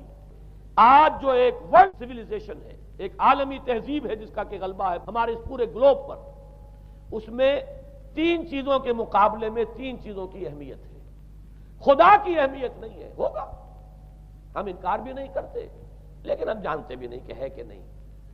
ہاں اہمیت کائنات کی ہے، غور کرو، کائنات کے قوانین کو سمجھو، ایکسپلائٹ کرو، قوت جو ہے نیچر کی قوت اس کو مسخر کرو، اس کو استعمال کرو، ہوگا خدا ہے یا نہیں ہے، چھوڑو اس بحث کو، اصل اہمیت جو ہے وہ کائنات کی ہے۔ اسی طرح اصل اہمیت اس جسم کی ہے، مادے کی ہے، روح ہوگی کوئی شے ہمیں نہیں پتا، نہ ہم دیکھ سکتے ہیں، نہ ہم اسے چھو سکتے ہیں، نہ چکھ سکتے ہیں، ہوگی، لیکن یہ کہ اصل جو ہے اہمیت وہ مادے کی اور جسم کی، اس کی فکر کرو۔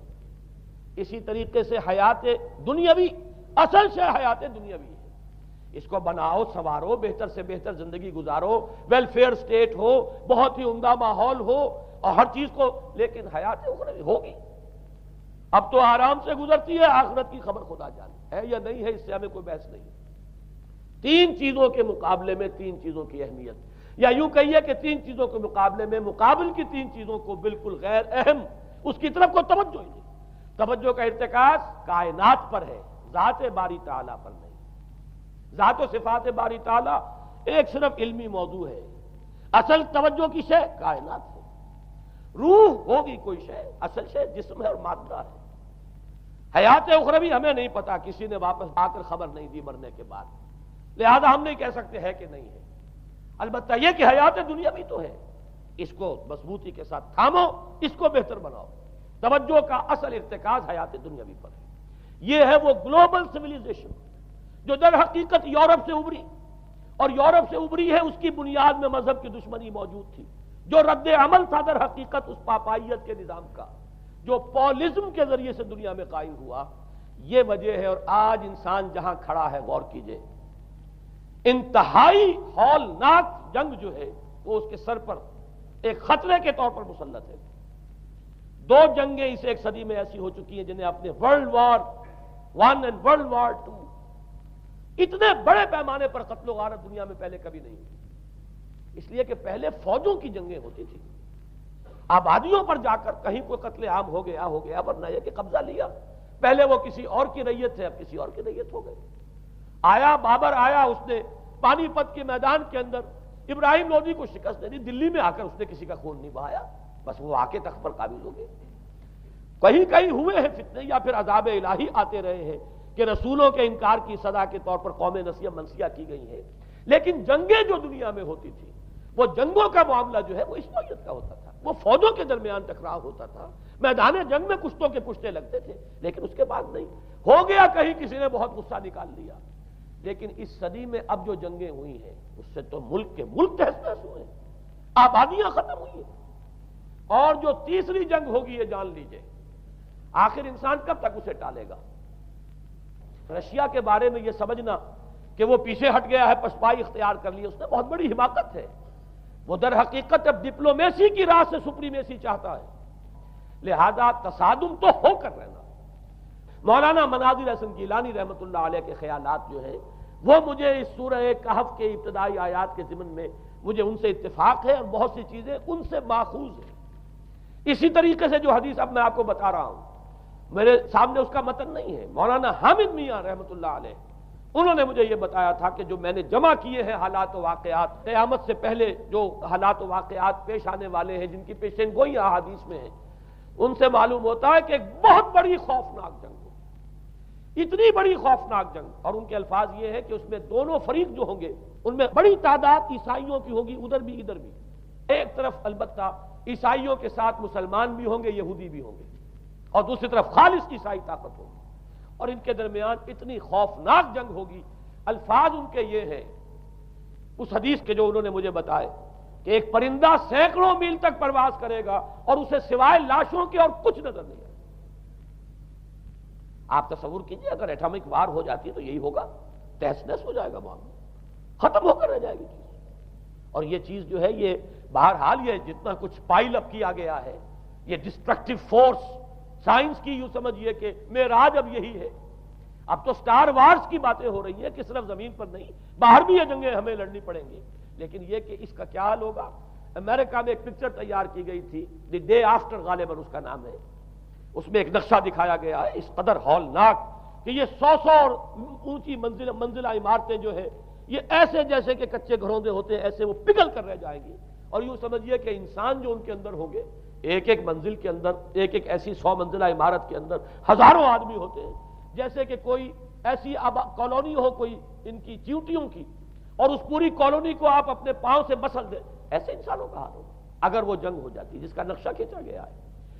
یہ ہے در حقیقت وہ بات کہ جو مولانا مناظر حسن گیلانی فرما رہے ہیں ان آیات مبارکہ میں، وَيُنذِرَ الَّذِينَ قَالُوا اتَّخَذَ اللَّهُ وَلَدًا، تاکہ خبردار کر دے یہ قرآن ان لوگوں کو جنہوں نے کہا ہے کہ اللہ نے بیٹا بنایا، بدترین شرک کا جنہوں نے ارتکاب کیا، اور اسی ولدیت مسیح کے عقیدے سے وہ ساری کرپشن جو ہے دین خداوندی کی، دین مسیحی کی اصل جو دین تھا اس کی جو ہوئی ہے، اور اس کے نتیجے میں آج نوع انسانی وہاں کھڑی ہے۔ اسی لیے آیت نمبر 2 میں فرمایا وَيُنذِرَ بَأْسًا شَدِيدًا مِّن لَّدُنْهُ، تاکہ خبردار کر دے ایک بہت بڑی جنگ سے۔ ہمارے اکثر مفسرین نے یہاں پہ ایک بہت بڑا عذاب کہہ کر جو ہے وہ گزر گئے، لیکن واحد یہ لفظ ہے قرآن مجید کا یہ مقام ہے جہاں لفظ باس آیا ہے، اور مولانا مناظر حسن گیلانی نے بحث کی باس تو جنگ کو کہتے ہیں، قرآن مجید میں جہاں بھی یہ لفظ آیا جنگ کو کہتے ہیں۔ تو ایک بہت بڑی ہولناک جنگ جس کے لیے فرمایا ملت ہو، یہ تمہارے اپنے پیمانوں پر نہیں آئے گی، یہ تمہارے حساب کتاب میں نہیں آ سکتا جو ڈسٹرکشن ہوگی۔ جیسے کہ آپ علم لدنی کہتے ہیں، ایک علم وہ ہے جو جانے بوجھے طریقے سے حاصل کیا جاتا ہے، ایک علم لدنی ہے جو خاص اللہ تعالیٰ اپنے کسی بندے کو عطا فرما دے۔ اس جنگ کی جو ہلاکت خیزی ہے وہ تمہارے حساب کتاب میں آنے والی نہیں ہے۔ لِيُنذِرَ بَأْسًا شَدِيدًا مِّن لَّدُنْهُ وَيُبَشِّرَ الْمُؤْمِنِينَ الَّذِينَ يَعْمَلُونَ الصَّالِحَاتِ أَنَّ لَهُمْ أَجْرًا حَسَنًا مَّاكِثِينَ فِيهِ أَبَدًا۔ البتہ اللہ تعالیٰ بچائے گا اپنے اہل ایمان بندوں کو جو نیک عمل پر بھی قائم۔ اب میں وہ حدیثیں آپ کو سنا دوں، میں نے پہلے بخاری کی حدیث آپ کو سنا دی کہ اس پورے فتنے کے معلوم ہوگا کہ اس کی دونوں آنکھوں کے مابین کافارا لکھا ہوا ہے، کفر، گویا کہ یہ سمبل ہے، یہ علم ہے، یہ علامت ہے اس جدید موجودہ تہذیب کی، کفر، الحاد، مادہ پرستی، خدا کا انکار، آخرت کا انکار، روح کے وجود کا انکار۔ اس کے بعد فرمایا یہ ابو داؤد کی روایت ہے، فواللہ، تو خدا کی قسم وہ وقت جب آئے گا، ان الرجل لآتیہ وہو یحسب انہ مومن، ایک شخص حاضر ہوگا اس کے پاس، دجال کے پاس، اور وہ شخص اپنے آپ کو مومن سمجھتا ہوگا کہ مومن ہے، فیتبعہ بما یبعث بہ الشبہات، لیکن جو شبہات اس فتنے کی وجہ سے اس کے اندر پیدا ہو جائیں گے اس کی وجہ سے وہ بھی اسی کی پیروی کرے گا۔ آج آپ عالم اسلام کا نقشہ دیکھ لیجئے، ذہنوں کے اندر جو شبہات ہیں، ایمان کے بارے میں یقین کی کیفیت کتنوں کو حاصل ہے، وہی ساری ہماری بھی ویلیوز ہیں، وہی مادی تہذیب جو ہے، آج ہم بھی اسی کے پیروکار ہیں، سمجھتے ہیں اپنے آپ کو مسلمان، سمجھتے ہیں مومن، لیکن ذرا تجزیہ کیجئے۔ اسی کو میں نے اپنے اس کتابچے میں اسلام کی نشرت ثانیہ میں تفصیل سے واضح کیا ہے کہ در حقیقت رگ و پے میں سرایت کر گئی ہے یہ تہذیب، بظاہر جو ہے نظر آتا ہے جیسے روئے ارضی پر، زمین کے اوپر تو آپ کو کہیں اونچائی نظر آ جائے گی، کہیں نیچائی نظر آ جائے گی، کہیں پانی ہے، کہیں خشکی ہے، ذرا اوپر چلے جائیں تو ہوا ہے، ہوا کا غلاف پورے کرۂ ارضی کو اپنے اندر لیے ہوئے۔ یہی حال ہے ہر ملک میں آپ چلے جائیں، نیچے کے لوگوں میں کچھ مذہب نظر آ جائے گا تھوڑا بہت۔ ہندوستان میں بھی اگر کوئی مندروں میں جاتا تو گھٹیا آدمی جاتے ہیں، بیچارے نیچ لوگ جاتے ہیں، بڑا لوگ آدمی کوئی نہیں جاتا۔ ہمارے ہاں بھی جا کے ہوتے ہیں مساجد میں سفارا تو غریب، پردہ رکھتے ہیں اگر کوئی تمہارا تو غریب۔ شہروں میں ایک کاروباری طبقہ ضرور ایسا ہے جو نماز روزے کے ساتھ اس کا ایک شوق ہے، لیکن آپ جا کے دیکھ لیجئے دیہات کے اندر کیا حال ہے۔ تو معلوم یہ ہوا کہ نیچے تو شاید کچھ نہ کچھ فرق ہے، یہ مسلمان ملک ہے، یہ ہندو ملک ہے، یہ فلاں ملک ہے، یہ بدھ مت کا ملک ہے، لیکن اوپر چلے جائیں یعنی ہر ملک کے اوپر جو ایلیٹ ہے، جو اعلیٰ تعلیم یافتہ، جو آپ کی ملٹری اور سول بیوروکریسی ہے ٹاپ کی، وہ تو ایک ہی رنگ میں رگے ہوئے، ان کا لباس وہی، ان کا رہن سہن وہی، ان کا تمدن وہی، نام کا فرق اگر نہ ہو تو پتہ نہیں چلے گا یہ مسلمان ہے کہ ہندو ہے کہ سکھ ہے، پر پتہ چلے گا وی پی سنگھ نام ہے تو پتہ چلے گا کہ ہندو ہے، لیکن یہ کہ باقی اس کی وضاحت، اس کا لباس، اس کا اٹھنا بیٹھنا، آپ کے ہاں یہ تو کچھ عوامی دور میں آ کے کرتا شلوار جو ہے وہ آئی ہے، لیکن وہ بھی اندرون ملک ہوتی ہے، باہر جا کر ہمارے اپنے ان لوگوں کے جو لباس ہوتے ہیں، آپ کو دیکھیے کہاں فرق معلوم ہو جائے گا کہ کون مسلمان ہے اور کون ہندو اور کون پارسی ہے اور کون عیسائی۔ تو معلوم یہ ہوا کہ اوپر ایک ہی گلوبل سیویلائزیشن ہے جس کا دور دورہ ہے، اور اس سیویلائزیشن کے ماتھے پر لکھا ہوا ہے کافارا، اس میں وہ ایمان نہیں ہے، اس میں الحاد ہے، مادہ پرستی ہے، کفر ہے۔ اس میں آخری حدیث جو میں آپ کو سنا رہا ہوں، حضور نے فرمایا آخر من یخرج الیہ النساء، اس فتنے کی طرف پیش قدمی کرنے والا آخری طبقہ ہوگا عورتوں کا۔ وہ جب اس تہذیب کی طرف لپکیں گے، یہ طبقہ جب آگے بڑھے گا، یہ جو ہمارے ہاں بھی جلوس نکلتے ہیں، شریعت کا مذاق اڑانے والے جلوس، اسلامی احکام کی نفی کرنے والے جلوس نکلتے ہیں، اور ان کے جس طریقے سے ڈسپلے ہوتا ہے اخبارات کے اندر، جتنا ان کے لیے اعزاز ہے، جتنی ان کے لیے یہاں پر تکریم ہے ہمارے معاشرے کے اندر، اس کو پیش نظر رکھیے۔ آخر من یخرج الیہ النساء حتی ان الرجل لیرجع الی امہ و ابنتہ و اختہ و عمتہ فیوثقھا رباطا، یہاں تک کہ ایک بندہ مومن کا حال یہ ہو جائے گا کہ وہ دوڑے گا اور کوشش کرے گا اپنی ماں کو، بیٹی کو، بہن کو، پھپھی کو باندھ کر رکھے کہ وہ نکل نہ جائے۔ یہ حال ہو جائے گا کسی شخص کا۔ آج کتنے لوگ بے بس ہو چکے ہیں، اب وہ باندھ کر رکھنے والے بھی گویا کہ ہتھیار ڈال چکے، ورنہ یہ کہ ایک دور تھا کہ کچھ نہ کچھ باندھ کر رکھنے والے تو تھے، لیکن اب تو آزادی کی صورت آئی ہے تو باندھ کر رکھنے والے جو ہے وہ ہار مان چکے۔ اب تو آپ دیکھیں گے اچھے بھلے نظر یہ آتا ہے، داڑھی رکھی ہوئی ہے، خود جو ہے وہ مذہبی مزاج کے ہیں، لیکن بالکل بے پردہ کو خاتون جو ہے این ان کے اسکوٹر کے پیچھے بیٹھی ہوئی یا ان کے کار کے اندر ان کی برابر کی سیٹ کے اوپر بیٹھی ہوئی جا رہی ہے۔ بے پردگی، یہ اباحیت، ہمارے اخبارات کا جو حال ہے اس کو دیکھیے۔ خدا کے لیے یہ رنگین صفحات بند کرو، لیکن مجال ہے جو کسی کے کان پر جوں تک نہیں دی۔ لہذا حدیث کے الفاظ نوٹ کیجئے، آخر من یخرج الیہ النساء، اس فتنے کی طرف پیش قدمی کرنے میں آخری طبقہ جو ہوگا وہ خواتین کا ہوگا۔ حتی ان الرجل لیرجع الی امہ و ابنتہ و اختہ و عمتہ، یہاں تک کہ آدمی دوڑے گا، پکڑے گا اپنی ماں کو، اپنی بیٹی کو، اپنی بہن کو، اپنی پھپھی کو، اور اسے باندھ کے ہی کوشش کرے گا کہ کہیں وہ اس طریقے سے اس دجالی فتنے کے اندر جو ہے وہ اسی کی پیروی کے اندر گھر سے نہ نکل جائے۔ یہ ہے وہ فتنہ جس کی لپیٹ میں اس وقت پوری دنیا آئی ہوئی ہے۔ اب نوٹ کیجئے، اس فتنے کے لیے اب میں چند باتیں اور کہہ رہا ہوں۔ لغوی بحث کیا ہے؟ دجال کسے کہتے ہیں؟ یہ بنا ہے لفظ دجل سے۔ دجل اور فریب یہ ہماری زبان میں بھی مستعمل، دجل و فریب، دھوکہ دینے والی شے، ملمہ، حقیقت کچھ ہو اوپر کچھ اور پردہ ڈال دیا گیا، یہ دجل ہے۔ گندم نمائی جو فروشی دجل ہے، فریب ہے۔ اسی کے لیے دوسرا لفظ عربی زبان کا جو قرآن میں کثرت سے آیا وہ غرور ہے، دھوکہ۔ اصل میں یہ دنیا دھوکہ ہے جو حیات اخروی کے لیے ایک پردہ بن کر ہماری آنکھوں پر پڑ گیا ہے۔ میں وہ آیات اب آپ کو جلدی سے سنا رہا ہوں۔ فرمایا وَمَا الْحَيَاةُ الدُّنْيَا إِلَّا مَتَاعُ الْغُرُورِ، سورہ آل عمران میں بھی آیت آئی، سورہ حدید میں بھی۔ لوگوں سن لو، یہ دنیا کی زندگی سوائے دھوکے کو کچھ نہیں۔ میں بعد میں عرض کر دوں گا کہ ایک دوسرا رخ بھی ہے دنیا کی زندگی کا، لیکن اس وقت یہ آیات سن لیجئے۔ غرتکم الحیات الدنیا، تمہیں دھوکے میں ڈال دیا اس دنیا کی زندگی نے، یہ سورہ جاثیہ کی آیت نمبر 35 ہے۔ غرتہم الحیات الدنیا، انہیں دھوکے میں ڈال دیا دنیا کی زندگی نے، یہ سورہ انعام میں آیت نمبر 70 بھی ہے، آیت نمبر 130 بھی ہے۔ تیسری مرتبہ سورہ اعراف میں آیت نمبر 51 ہے، اور 2 مرتبہ سورہ لقمان اور سورہ فاطر میں آیا فلا یغرنکم الحیات الدنیا ولا یغرنکم باللہ الغرور۔ دیکھو لوگوں، کہیں تمہیں دنیا کی زندگی دھوکے میں نہ ڈال دے۔ یہ دنیا کی زندگی جو ہے دھوکہ بن کر ایک فریب کا پردہ ہمارے آنکھوں پر ڈالتی ہے کہ یہ ہمارا مطلوب مقصود، اسی کے لیے بھاگ دوڑ، اسی کو بنانا سنوارنا۔ وہ جو میں عرض کر چکا ہوں، 3 چیزوں کے مقابلے میں 3 چیزوں کی اہمیت۔ حیات دنیاوی جب مطلوب بن جائے، حیات دنیاوی جب انسان کی اصل محبوب بن جائے، تو گویا کہ حیات اخروی اب نگاہوں سے اوجھل ہو گئی، آنکھ اوجھل پہاڑ اوجھل۔ یہی ہے اصل دجل، یہی ہے اصل فریب۔ آیات اور سنیے، سورہ اعلی، بل تؤثرون الحیات الدنیا والآخرۃ خیر وابقیٰ۔ لوگوں، تمہاری گمراہی کی اصل جڑ بنیاد کیا ہے؟ تم دنیا کی زندگی کو ترجیح دیتے ہو، جبکہ آخرت بہتر بھی ہے اور باقی رہنے والی بھی ہے۔ کلا بل تحبون العاجلہ وتذرون الآخرہ۔ کوئی نہیں، تمہارا اصل مرض یہ ہے کہ تم اس عاجلہ سے جو موجود ہے، سامنے ہے، نقد ہے، اس سے محبت کرتے ہو، اور آخرت کو تم نے تج دیا ہے، چھوڑ دیا ہے۔ یہ سورہ قیامہ اور اس سے اگلی سورت جو ہے وہ آپ کے علم میں ہے، سورۃ الدہر۔ اس میں فرمایا گیا ان ہؤلاء یحبون العاجلۃ ویذرون وراءہم یوما ثقیلا۔ ان لوگوں کا اصل مرض یہ ہے، یہ اس عاجلہ کو پسند کرتے ہیں، اس سے محبت کرتے ہیں، اور پیچھے وہ جو بھاری دن آنے والا ہے اس کا خیال انہوں نے دل سے نکال دیا.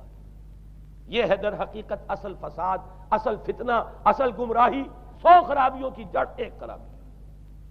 اب اسی کا ایک نتیجہ نکلتا ہے، یہ دنیا جتنی حسین بنتی چلی جائے گی اتنا ہی فتنہ شدید سے شدید تر ہوتا چلا جائے گا. یہاں جتنی آسائشیں ہوں گی اتنا ہی آپ پر غفلت کا پردہ طاری ہو جائے گا. اور آپ کو معلوم ہے کہ اس پوری سائنٹیفک جو بھی ڈیولپمنٹ ہے اس کا حاصل کیا ہے؟ یورپ میں جائیے واقعتاً دنیا بڑی حسین بن چکی ہے. امریکہ میں جائیے واقعتاً بہت حسین دنیا ہے. ابو ظبی میں جائیے بڑی حسین نظر آئے گی دنیا. کارنیشز جس طریقے کے آباد ہیں. یہ دنیا کا حسن جتنا بڑھے گا اتنا ہی یہ آنکھوں پر اور بھاری پردہ ڈال دے گی، آخرت سے آپ کو غافل کر دے گی. یہی دجل ہے، یہی فریب ہے، یہی فتنہ دجالی ہے. یہی وجہ ہے. دیکھیے یہ جو آیات آج میں بیان کر رہا تھا اس میں آخر میں فرمایا انا جعلنا ما علی الارض زینۃ اللہ لنبلوہم ایہم احسن عملا. ہم نے اس زمین کے اوپر جو کچھ ہے اسے اس کا بناؤ سنگھار بنا دیا ہے، زینت بنا دیا ہے، تاکہ ہم جانچیں، پرکھیں، امتحان لیں کون ہے اچھے عمل کرنے والا. یعنی رخ روشن کے آگے شمع رکھ کر وہ یہ کہتے ہیں ادھر جاتا ہے دیکھیں یا ادھر پروانہ آتا ہے. اللہ تعالیٰ نے اسی امتحان میں ہمیں ڈالا ہے. اس دنیا کی یہ زینت ہے، زیبائش ہے، آرائش ہے، چمک دمک ہے، یہاں کی رونقیں ہیں.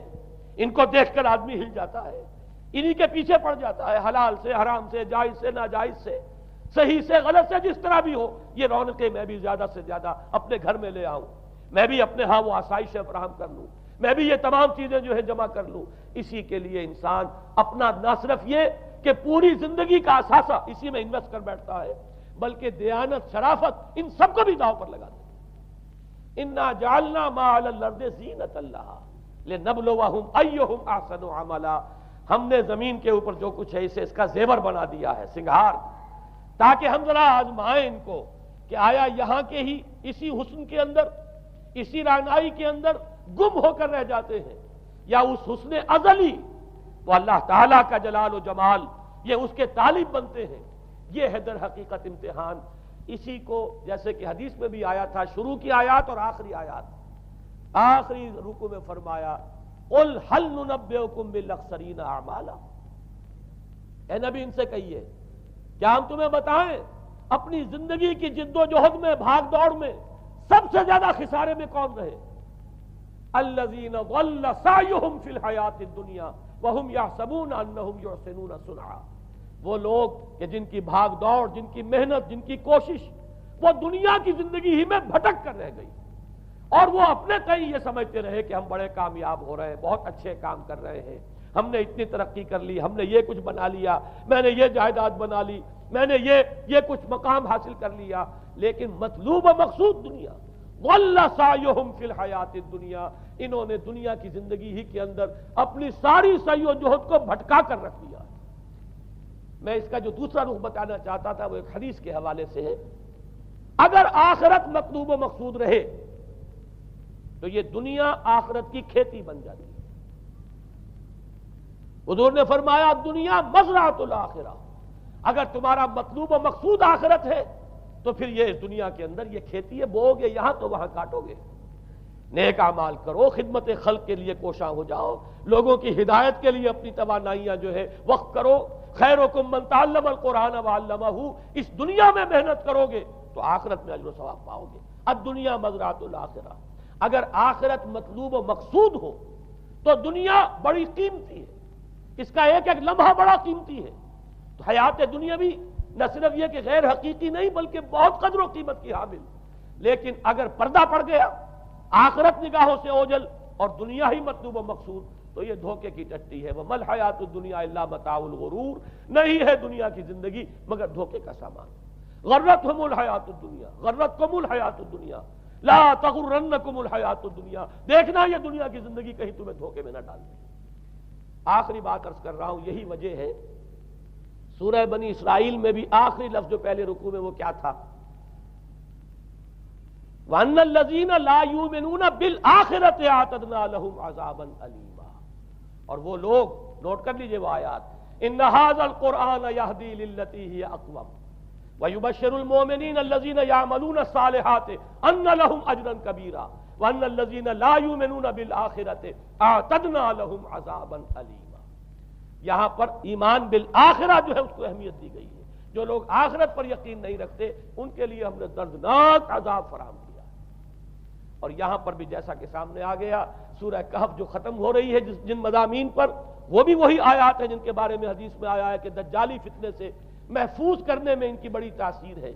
قل هل ننبئكم بالاخسرین اعمالا الذین ضل سعیهم فی الحیاۃ الدنیا وهم یحسبون انهم یحسنون صنعا اولئک الذین کفروا بآیات ربهم ولقائه فحبطت اعمالهم فلا نقیم لهم یوم القیامۃ وزنا۔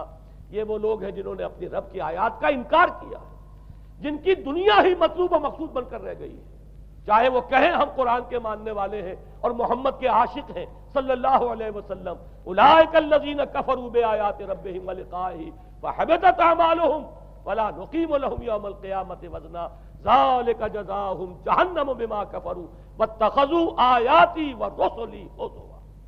یہ وہ لوگ ہیں کہ جنہوں نے ہمارے رسولوں اور ہماری آیات کا ٹھٹھا اڑایا ہے، اس لیے کہ رسول کہہ رہے ہیں اصل منزل آخرت کی ہے، تم بنائے ہوئے دنیا کو مطلوب و مقصود، تو لاکھ زبان سے عشق رسول کے دعوے کرو، اپنے عمل سے در حقیقت رسول کی تکذیب کر رہے ہیں۔ اللہ تعالی ہمیں ان سے محفوظ رکھے اور اصل حقیقت ہماری نگاہوں پر منکشف ہو، اور یہ دنیا ہماری نگاہوں پر پردہ نہ پڑ کر رہ جائے، آخرت سے اور اللہ سے ہمیں محجوب نہ کر دے، اس لیے کہ یہی اصل دجالی فتنہ ہے۔ اور ان سے بچنے کے لیے محمد الرسول اللہ صلی اللہ علیہ وسلم کے فرمان کے مطابق سورہ کہف، میں نے کچھ ابتدائی اور آخری آیات کا صرف حوالہ دے دیا ہے، لیکن یہ کہ اس کے مضامین میں درمیان میں بھی کچھ چیزیں ہیں، اب میں اس طرح ایک ایک لفظ کے حوالے سے تو آئندہ ان کا تذکرہ نہیں کر سکوں گا، لیکن یہ ہے کہ میں موٹے موٹے مضامین انشاءاللہ سورہ کہف میں اس موضوع سے متعلق بیان کروں گا۔ اقول قولی ھذا واستغفر اللہ لی ولکم ولسائر المسلمین والمسلمات۔